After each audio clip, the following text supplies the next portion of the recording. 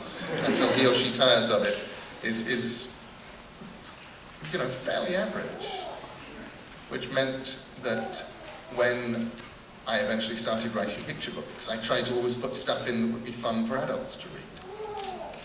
Because I knew, that, Wolves in the Walls is just filled with words that I figured might be fun to read aloud if you're an adult. It's a terrible thing to have to read a book 3 or 4 times a day for months if you are not enjoying it. There's a book called Catch the Red Bus that I had to read to my son Mike when he was about 2. He's now 25. I could recite the whole. Hurry up, said Father Bear, we're going on a trip today.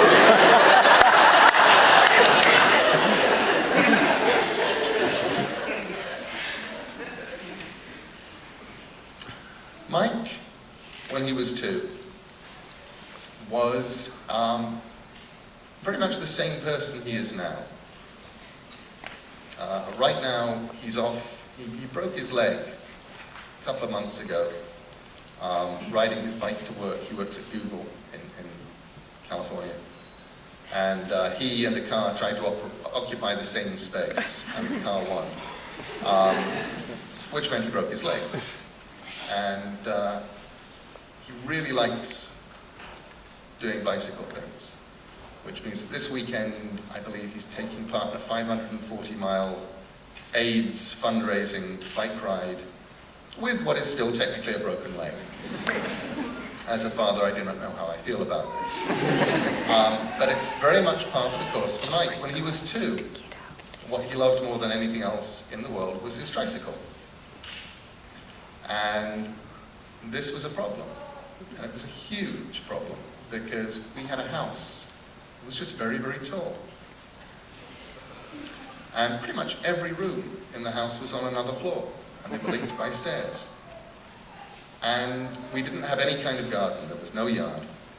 So I had 2 choices. Either I could let him ride his little tricycle through my house, and he would die.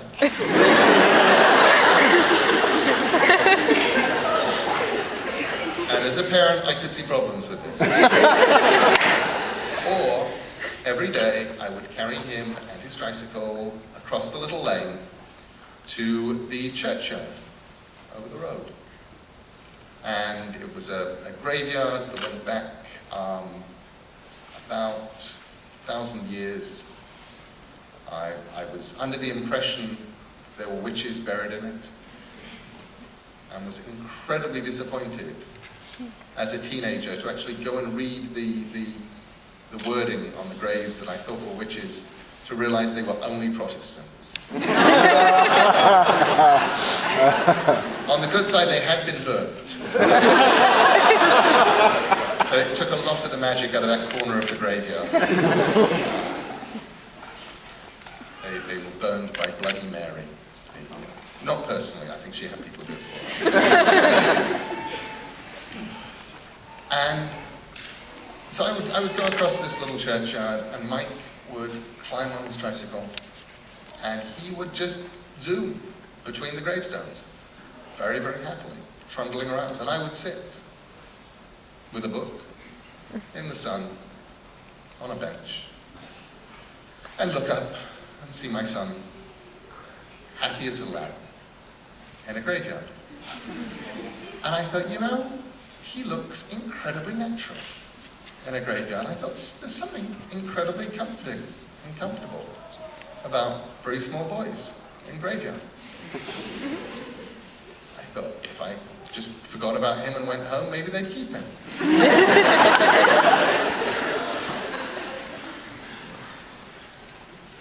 Daydreaming is probably the most important thing that an author can do.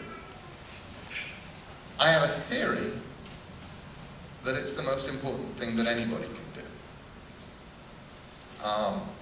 I was in China last year, and I was at the very first science fiction fantasy kind of conference, convention thing that they've held in China, where for many years things like science fiction and fantasy were very much frowned upon.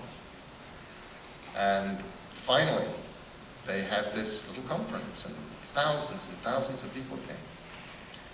And I was talking to one of the writers there, and I said, why now? Why the Chinese government, why are they getting behind the idea of science fiction, of fantasy, of things that aren't, when until now they very much disapproved of it. I've talked to these older science fiction writers, and they labored in obscurity, and they were not approved of culturally.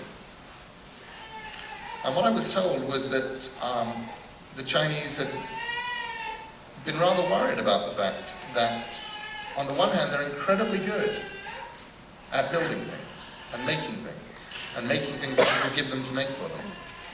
But on the other hand, they don't innovate, and they don't come up with the things that they're making.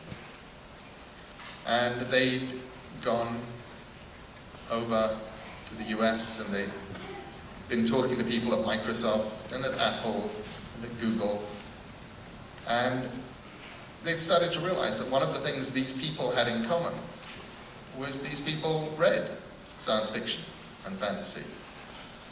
These people had got into the habit, when young, of imagining things that didn't exist, of understanding that things didn't have to be the way they seem to be, or the way they are now, that they could be different.